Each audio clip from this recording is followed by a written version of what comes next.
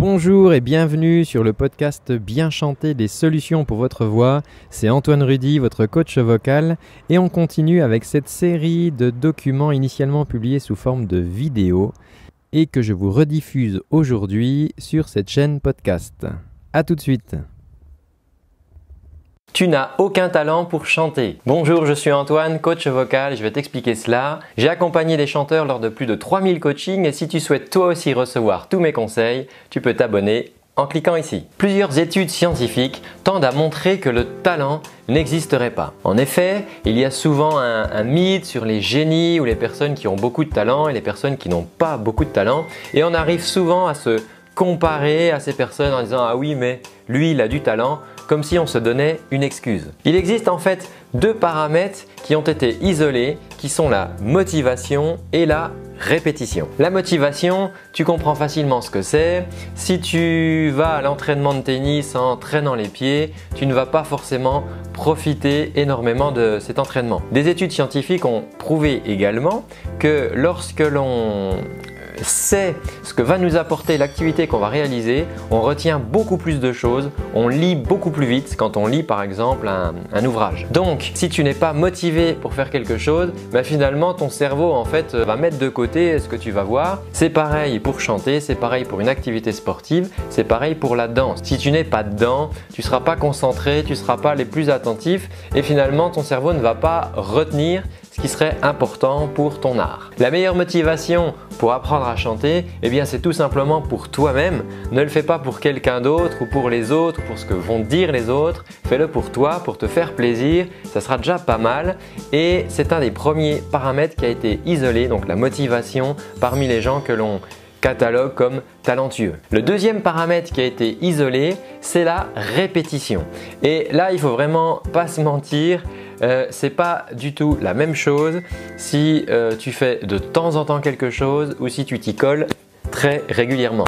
Je vais te donner des petits exemples comme ça tirés d'artistes ou d'auteurs et tu vas voir, c'est hallucinant. Un petit exemple, Mozart, Wolfgang Amadeus Mozart a composé plus de 600 pièces et il est mort seulement à l'âge de 35 ans. Donc tu vois, le jeune homme n'avait pas chômé puisque déjà petit, il écrivait beaucoup. Stephen King, qui est connu pour ses romans d'épouvante, a écrit actuellement plus de 60 romans et 200 nouvelles. Et quand tu vois la taille des pavés, là aussi je peux te dire qu'il n'a pas chômé. Donc on peut imaginer que s'il n'écrit pas tous les jours, en tout cas au moins tous les 2 jours, il est sur sa table d'écriture. Et comme je vous le disais tout à l'heure, la répétition paye vraiment. Parmi les musiciens, McCartney, un des musiciens des Beatles et qui a continué une carrière solo, a enregistré actuellement plus de 36 albums. Là aussi, ce sont des heures de répétition et des heures de studio. Si on continue dans les auteurs, Barbara Cartland, alors je crois que c'est peut-être le top en production, elle a publié plus de 723 romans. Je répète, 723 romans publiés avant sa mort. Et la cerise sur le gâteau, c'est qu'après son décès, on a découvert encore plus de 160 romans qui avaient été rédigés, qui étaient prêts à être publiés, mais qu'elle n'avait tout simplement pas eu le temps de publier. Alors si on fait des petits calculs sur le temps qu'elle y passait, en fait pour avoir produit autant de romans, plus de 700 romans, ça veut dire en gros qu'elle en écrivait 2 par mois. Donc là tu peux aussi également penser qu'elle tous les matins, elle allait s'asseoir à sa table d'écriture pour écrire. Peut-être qu'elle ne gardait pas tout, mais en tout cas, elle en a gardé une bonne partie et c'est sûr que là, la répétition a forcément beaucoup aidé à son succès. Pour terminer, l'artiste qui détient le record de production dans son art, c'est Picasso. Picasso, l'artiste peintre, sculpteur, on a recensé plus de 13 500 peintures faites de sa main, plus de 10 000 gravures et 34 000 illustrations de livres. C'est hallucinant la production de cet artiste. Mais il a également réalisé des sculptures et là on en a recensé au moins 300. Là aussi tu peux t'imaginer que l'artiste a passé un petit peu de temps dans son atelier ou à sa table de travail. Donc tu vois, les personnes que je t'ai citées à l'instant ont été cataloguées comme des génies, des personnes de talent, mais tu vois très clairement lorsque l'on met les chiffres à l'appui que ces personnes n'ont pas chômé, elles n'ont pas fait ça une fois de temps en temps et elles bossaient. Je vais te donner un petit exemple maintenant par rapport à ce que peut faire un enfant, un jeune, puisqu'on parle souvent d'enfants, enfants génies, où j'ai des adultes avec qui je travaille et qui me disent « Ouais mais regarde les gamins, ils ont 16 ans, je regarde à la télé, ils ont tellement de talent et moi j'en ai pas. » Juste avant de t'expliquer ce petit calcul, si tu penses que cette vidéo peut intéresser tes amis, tu peux la partager, la liker, ça m'encouragera à en faire d'autres. Alors je vais te donner un petit exemple. Prenons un jeune qui a 14 ans et qui adore chanter. On a parlé de la motivation, donc effectivement c'est un des premiers paramètres. Le jeune adore chanter.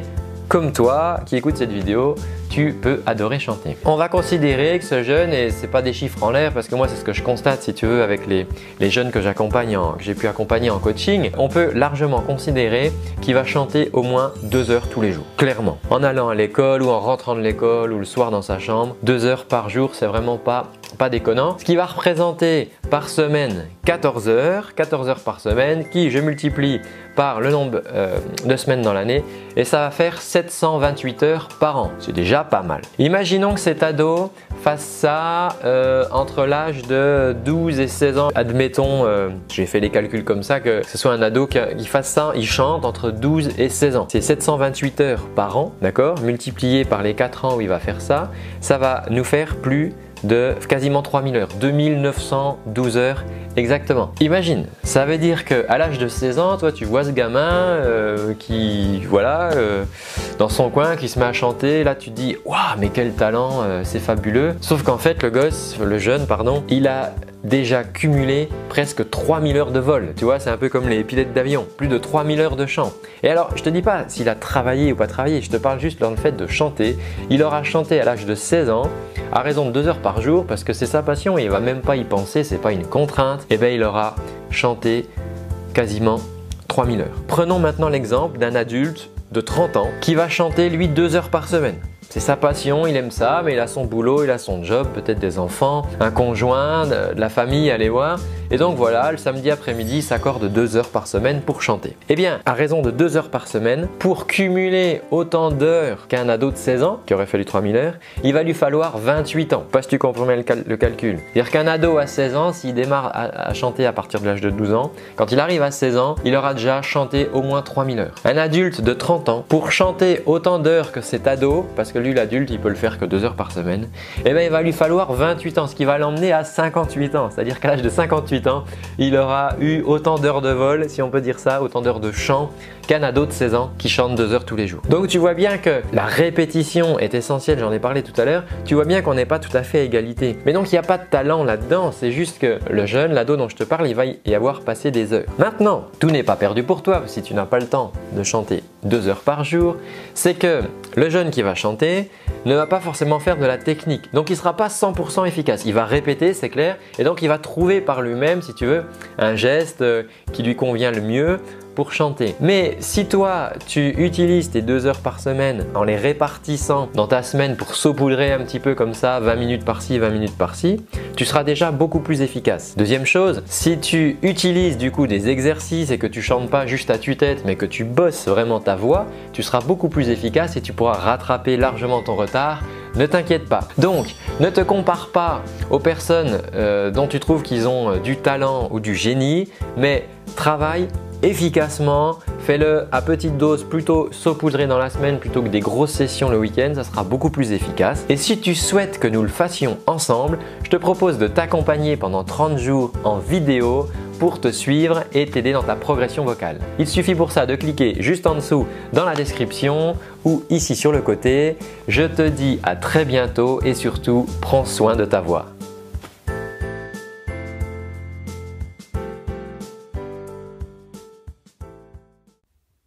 Et voilà, c'est tout pour aujourd'hui. J'espère que ce contenu te rendra service et t'aidera dans ta quête pour bien chanter.